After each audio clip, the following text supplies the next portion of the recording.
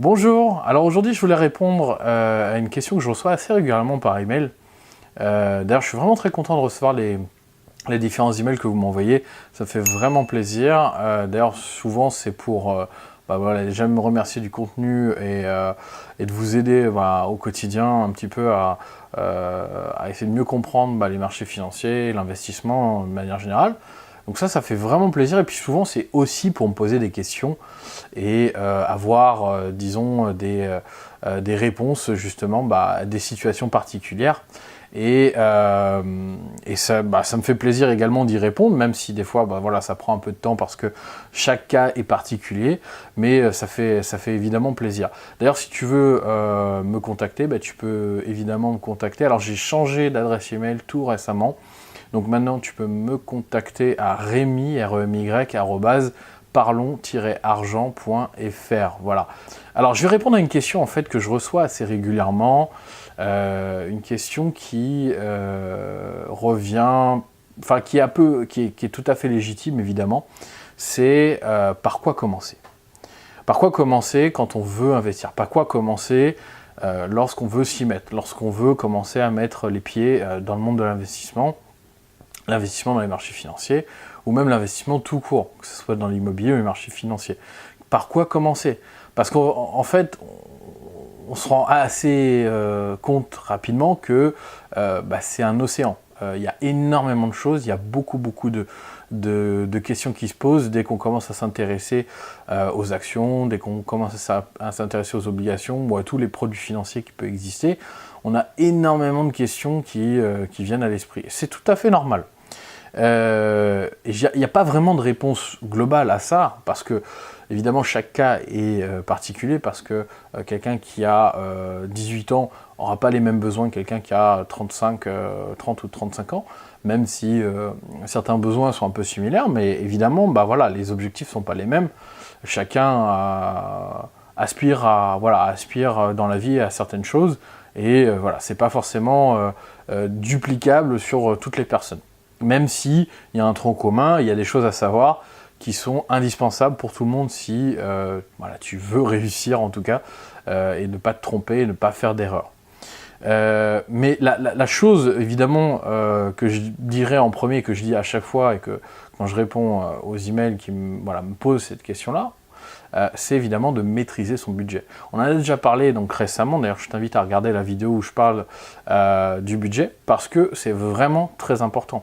À partir du moment où tu ne maîtrises pas ton budget, tu ne sais pas épargner, tu n'as aucun moyen de réussir le reste. Parce que si tu n'es pas capable déjà de maîtriser ton budget, comment tu peux imaginer pouvoir commencer à investir et te dire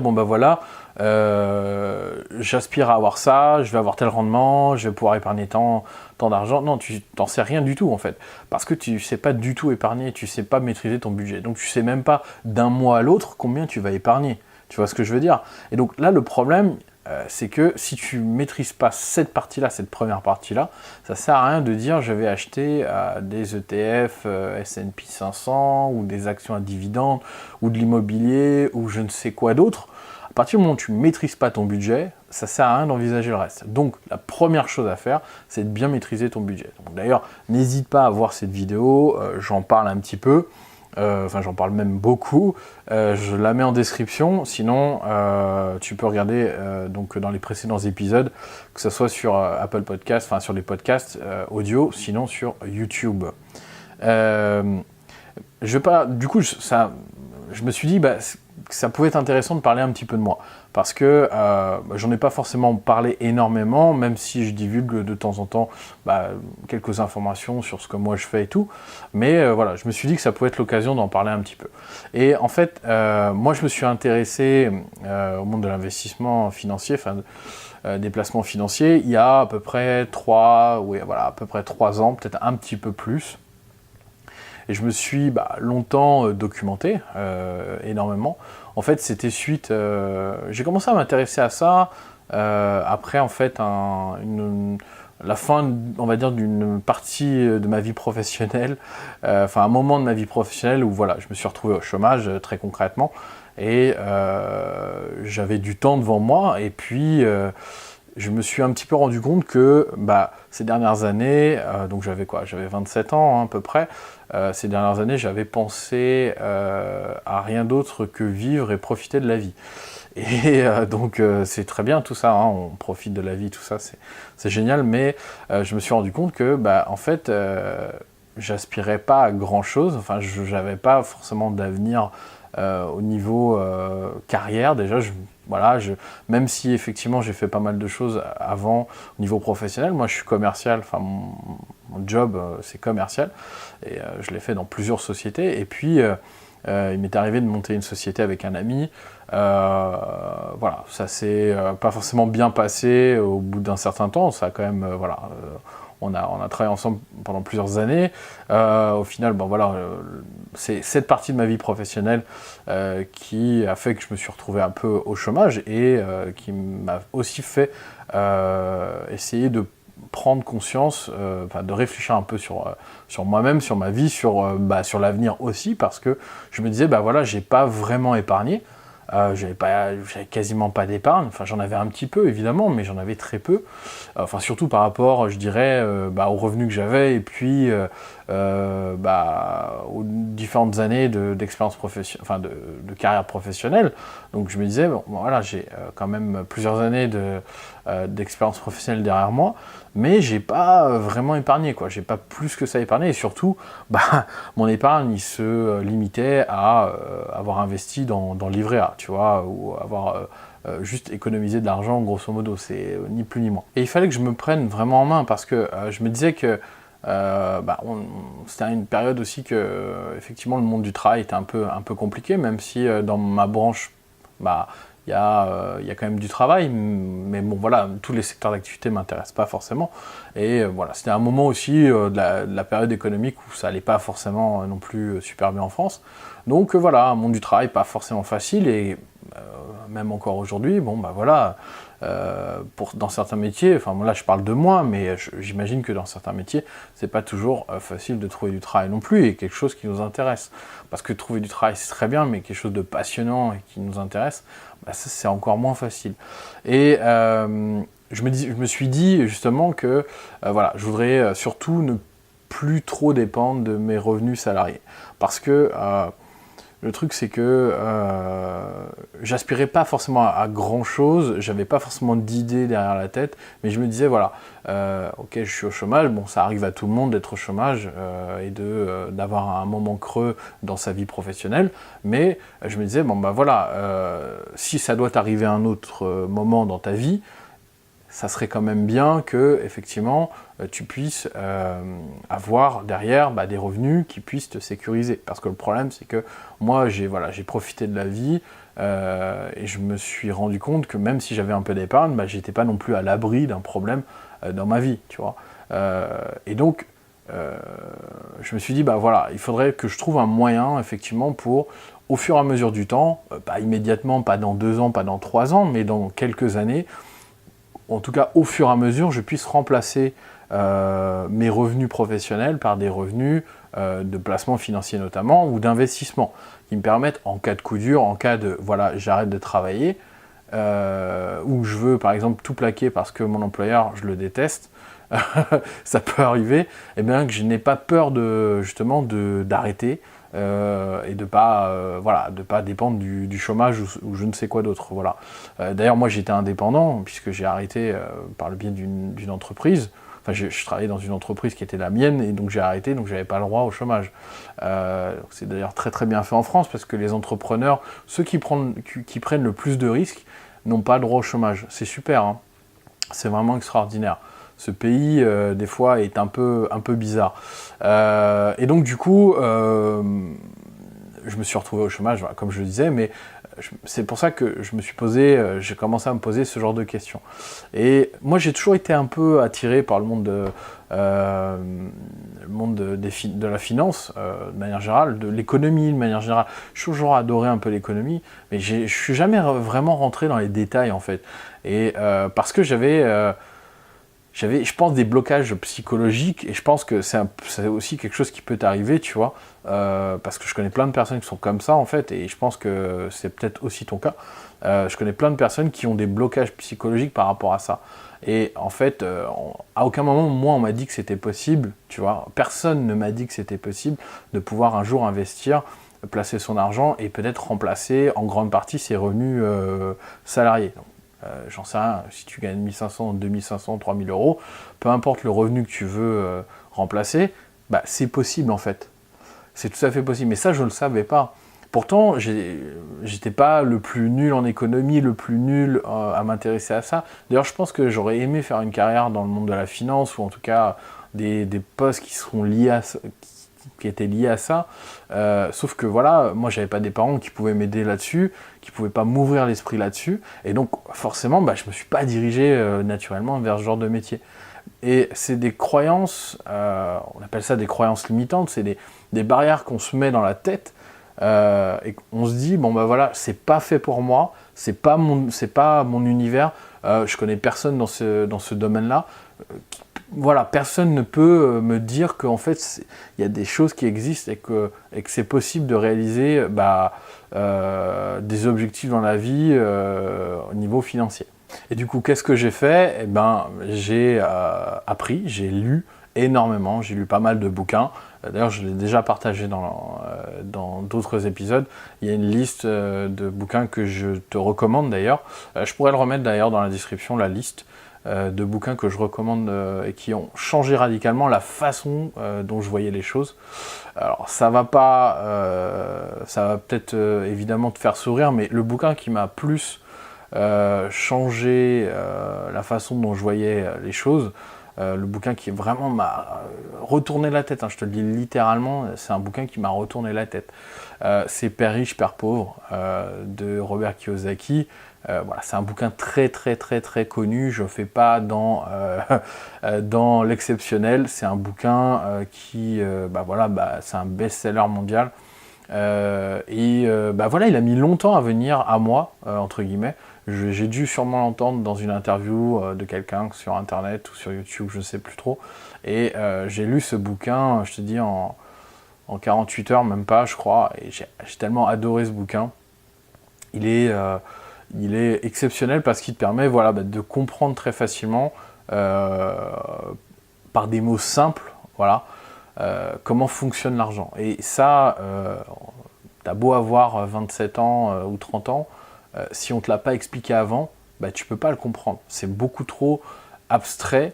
Et encore une fois, je l'ai déjà dit plein de fois, mais on ne nous explique pas ça au collège, on ne nous explique pas ça au lycée. Nos parents, bah, si ils ne sont pas avertis là-dessus, c'est pas quelque chose qu'ils ont appris également de leurs parents, bah, ils ne peuvent pas le savoir non plus. Donc c'était pas le cas de mes parents. Donc voilà, donc au final, ça ne peut que venir à tes oreilles et dans ta tête seulement si toi tu fais la démarche de t'informer et de vouloir te former. Voilà. Et donc c'est l'un des livres effectivement que j'ai adoré, mais j'en ai lu énormément puisque je me suis intéressé un peu au trading, même beaucoup au trading. C'est quelque chose que j'adore. En fait, j'expérimente énormément par rapport à ça, même si aujourd'hui j'investis pas d'argent vraiment dans le trading. J'ai fait un peu de trading sur les crypto-monnaies parce que c'était un peu la folie l'année dernière et que j'ai réussi un peu à réaliser des belles performances sur le Bitcoin notamment, sur le Ripple, voilà, pour ceux à qui ça parle. Mais aujourd'hui, j'ai pas vraiment envie de mettre plus de budget là-dedans parce que c'est plus un amusement qu'autre chose. Oui, c'est un amusement, c'est devenu une passion. Moi, mon objectif, c'est évidemment de faire des placements financiers qui sont beaucoup plus sécurisés et qui vont me permettre justement de remplacer au fur et à mesure des années mes revenus salariés. Voilà, tout simplement, pour pouvoir sécuriser mes revenus à long terme. Alors pour ceux que ça intéresse, parce qu'il y a plusieurs personnes qui m'ont déjà posé la question, et c'est vrai que même si j'ai déjà montré plusieurs fois, notamment dans la dernière formation où je parlais justement donc la formation sur les ETF, les trackers ETF, où je montre un petit peu sur quoi j'ai investi, j'en ai pas forcément plus parlé que ça, et donc c'est un peu le moment d'en parler. Donc alors, j'ai un compte titre, j'ai un PEA, donc un plan d'épargne en action, donc un compte titre, un PEA, et une assurance vie. Alors, par rapport au courtier, puisque ça c'est aussi une question que les gens se posent souvent, donc mon compte titre il est chez DEGIRO, d'accord, donc c'est une entreprise des Pays-Bas, mais c'est un service en ligne, hein, donc un courtier en ligne qui est très très très bien fait, que je recommande vivement parce que l'interface est vraiment très simple et tu as accès vraiment à l'ensemble des marchés financiers, donc ça c'est vraiment très très bien. Donc mon compte titre il est là-bas, et j'ai notamment des ETF et des trackers dessus. J'ai un PEA où j'ai des actions à dividendes, voilà, dont j'ai déjà parlé. Et puis j'ai une assurance vie chez Boursorama. J'ai pas dit, excuse-moi, le PEA il est chez Bourse Direct et l'assurance vie donc chez Boursorama. Assurance vie où j'ai que pour le moment des fonds en euros, donc voilà, ça rapporte pas grand chose, mais ça permet de sécuriser son patrimoine sur du très long terme. D'ailleurs, je recommande à tout le monde d'ouvrir une assurance vie dès que possible, parce qu'au niveau fiscalité, à partir de 8 ans, ça devient très intéressant, et donc même si justement tu ne verses pas d'argent dessus, c'est le temps en fait entre le moment où tu as ouvert l'assurance vie, que tu as commencé à placer de l'argent, et les 8 prochaines années qui vont être déterminantes. Donc je t'invite vraiment à ouvrir une assurance vie si ce n'est pas le cas. Même si aujourd'hui tu ne peux pas mettre d'argent dessus, bah, je t'invite vraiment à le faire, parce que voilà, ça va te permettre de faire courir le temps jusqu'aux 8 ans, qui vont te permettre après bah, voilà, de bénéficier des avantages au niveau de la fiscalité. Je ne rentre pas dans les détails, mais en tout cas c'est quelque chose qui est très intéressant, et je t'invite à regarder des articles qui en parlent.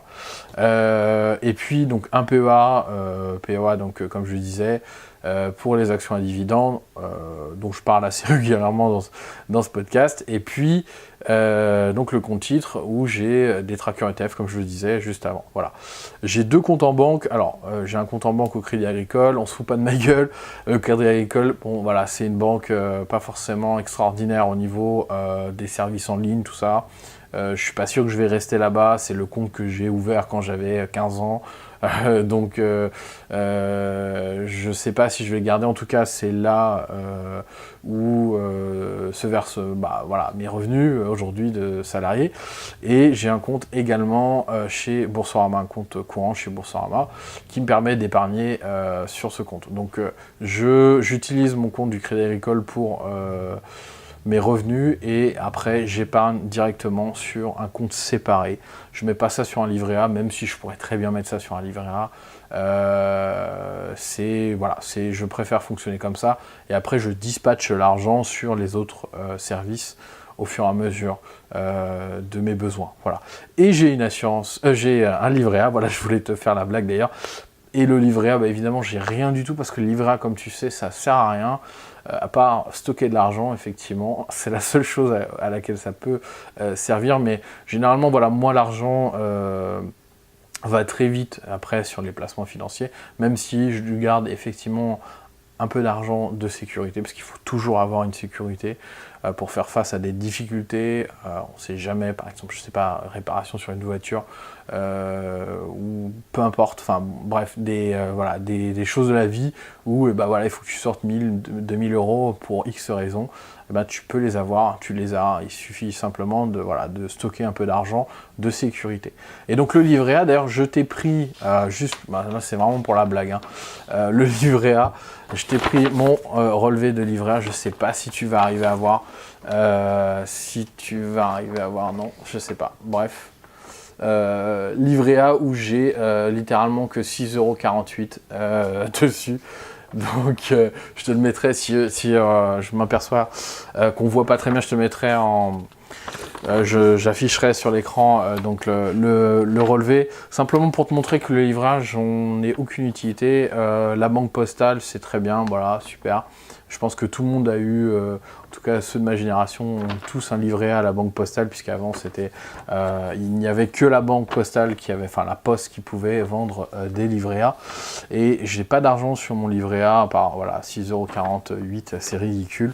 Alors la suite de mon côté, c'est investir dans l'immobilier en 2019, en tout cas j'espère, vraiment c'est l'objectif. Alors pourquoi je veux investir dans l'immobilier? Parce que là, j'ai des revenus très bien, j'arrive à épargner, j'arrive à mettre de l'argent sur les différents placements que j'ai, mais j'aimerais bien que ça aille beaucoup plus vite. Voilà. Parce que le but, c'est essayer d'arriver dans les, on va dire, 4-5 prochaines années à remplacer totalement mes revenus actuels par des revenus issus de placements divers. Donc, que ce soit des placements financiers ou des placements en immobilier, donc de l'investissement en immobilier. Eh bien, pour ça, je vais utiliser effectivement ce qu'on appelle l'effet de levier. Qu'est-ce que c'est l'effet de levier? C'est le fait d'emprunter de l'argent auprès d'une banque pour investir de l'argent. Pour investir et donc faire fructifier cet argent. Donc je compte investir dans le locatif, notamment dans un appartement et également dans des parkings pour pouvoir dégager des revenus supplémentaires. Donc non seulement de payer le prêt via le locatif, donc le locataire qui serait dans l'appartement et les locataires des places de parking, donc dégager, payer le prêt de tous ces investissements-là, mais surtout dégager ce qu'on appelle du cash flow, donc de l'argent en plus qui permettrait à moi de réinvestir cet argent dans les marchés financiers ou encore dans l'immobilier. Mais le but, ça serait d'investir dans l'immobilier par le biais d'un prêt, donc qui permet d'utiliser un effet de levier. Donc c'est comme si j'avais plus d'argent à investir, si tu veux, et par la suite, donc, de dégager des revenus complémentaires à mes revenus actuels pour les réinvestir dans les marchés financiers, notamment dans les placements, ou même dans l'immobilier, encore, ça c'est à définir. Mais en tout cas, l'objectif en 2019, c'est d'augmenter en fait l'épargne, ce que je peux investir, donc les revenus que je peux investir pour accélérer le mouvement. Voilà. Donc en tout cas, je mets tout en œuvre pour essayer de pouvoir arriver à cet objectif en 2019 et j'en parlerai évidemment avec grand plaisir sur Parlons Argent. D'ailleurs, j'y pensais, n'hésite pas, si tu veux d'ailleurs connaître un petit peu dans quoi j'ai investi, que ce soit dans mon PEA, dans mon compte titre ou dans l'assurance vie, que je te donne les détails de tout ça. Si ça t'intéresse, je pourrais également faire peut-être un épisode là-dessus, donc n'hésite pas à me demander en commentaire si ça t'intéresse. Je pourrais très bien en faire un et peut-être même te mettre à disposition tout ça. Ça pourrait être super intéressant. Alors voilà, juste une dernière petite chose qui va sûrement t'intéresser. J'ai décidé de créer une liste privée d'emails qui va te permettre de recevoir un email chaque semaine où je vais apporter du contenu pur, du contenu sur les placements financiers, sur telle ou telle action qui est intéressante en ce moment, sur les découvertes que je peux faire au fur et à mesure des semaines. J'ai pas forcément de plan détaillé, mais je compte envoyer un email chaque semaine avec du contenu qui va te permettre d'avancer, de découvrir des choses que tu ne connais pas aujourd'hui, d'avoir une autre façon de penser sur l'investissement ou sur telle ou telle entreprise. Ça peut être intéressant. Et faire part de mes découvertes, donc que ça soit par exemple des livres, des documentaires, des films qui peuvent être évidemment toujours en rapport avec les marchés financiers, avec les placements. Voilà, mais en tout cas du contenu qui est tout frais et qui, j'espère, te plaira. Donc une liste privée parce que c'est des emails que je vais garder privés pour moi. Il n'y a pas de divulgation à qui que ce soit. Si ça t'intéresse plus, tu peux te désabonner à n'importe quel moment. Il y a un lien de désinscription dans chaque email que tu recevras chaque semaine. Voilà, donc pour t'inscrire, n'hésite pas, c'est en description. Tu as le lien, tu arrives sur une page, tu mets ton adresse email et tu vas recevoir le premier email la semaine prochaine.